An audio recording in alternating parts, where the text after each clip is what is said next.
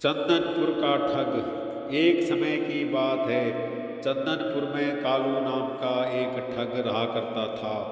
वह राहगीरों को खूब ठगा करता था। गांव वाले उसकी हरकत से परेशान थे, लेकिन ऐसी कोई तरकीब नहीं निकाल पा रहे थे कि कालू को सबक सिखाया जा सके। एक दिन कालू खेतों की ओर जाती पगडंडी पर खड़ा था कि उसे दूसरी ओर से आता एक नौजवान नजर आया। उसके एक हाथ में घोड़े की लगाम थी और दूसरे हाथ में बकरी की रस्सी। अजनबी को पास आते देख कालू मुस्कुराते हुए बोला, राम राम भैया, लगता है बड़ी दूर से आ रहे हो। हाँ, मैं दूर गांव का रहने वाला हूँ। श्यामनगर अपनी ससुराल जा रहा हूँ। मुझे कुछ रुपयों की आवश्यकता है, इसलिए मैं यह बकरी बेचना चाहता हूँ। अजनबी ने जवाब दिया।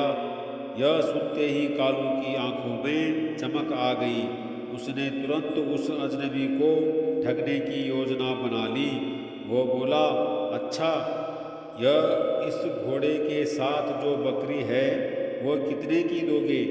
अजनबी बोला, 500 रुपये की।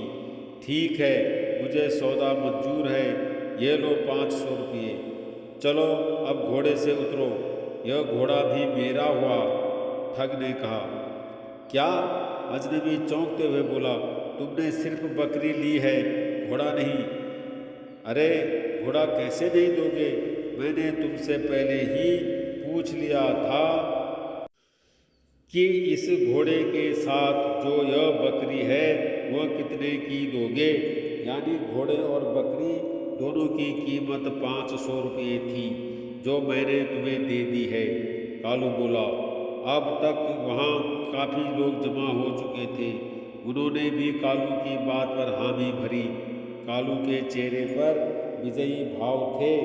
वह अजनबी से घोड़ा और बकरी लेकर शान से अपने घर की ओर जाने लगा। तभी अजनबी ने उसे रोका। सुनो भैया। उसकी आवाज़ सुनकर कालू रुक गया और बोला, क्या बात है? बात दरअसल यह है कि मेरा घोड़ा और बकरी तो तुमने ले ली है, अब मैं क्या मुँह लेकर अपनी ससुराल जाऊंगा।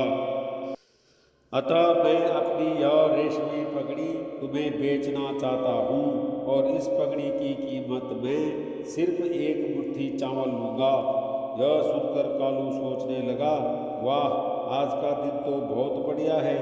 यह तो निरा काठ का उल्लू निकला।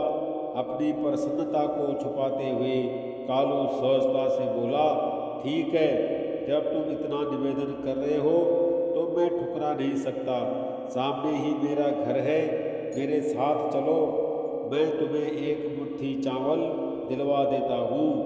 घर पहुँचते ही कालू ने अपनी पत्नी को आवाज़ लगाई, सुनती हो भाग्यवान, जरा एक मुट्ठी चावल लाना। इस अजनबी से मैंने उसकी पगड़ी एक मुट्ठी चावल के बदले खरीदी है। उसकी पत्नी जैसे ही एक मुट्ठी चावल उस अजनबी को देने लगी, उसने तुरंत कालू की पत्नी का हाथ पकड़ लिया और चाकू निकालकर उसकी मुट्ठी काटने के लिए बढ़ने लगा। यह देख कालू चिल्लाया, अरे, यह क्या कर रहे हो? मैं यह मुट्ठी काट रहा हूँ, तुम इस एक मुट्ठी चावल के बदले पगड़ी का सौदा कर चुके हो। अजनबी बोला। यह सुनकर कालू के पैरों तले से जमीन खिसक गई। सभी गांव वाले उस अजनबी की चतुराई देखकर वाह वाह करने लगे, क्योंकि आज शेर को सवा शेर मिल गया था। कालू गिड़गिड़ाकर उस अजनबी से कहने लगा, मुझे माफ कर दो भैया, यह लो तुम्हारा घोड़ा और बकरी। यह 500 रुपये भी तुम ही रखो, किंतु मेरी पत्नी को छोड़ दो।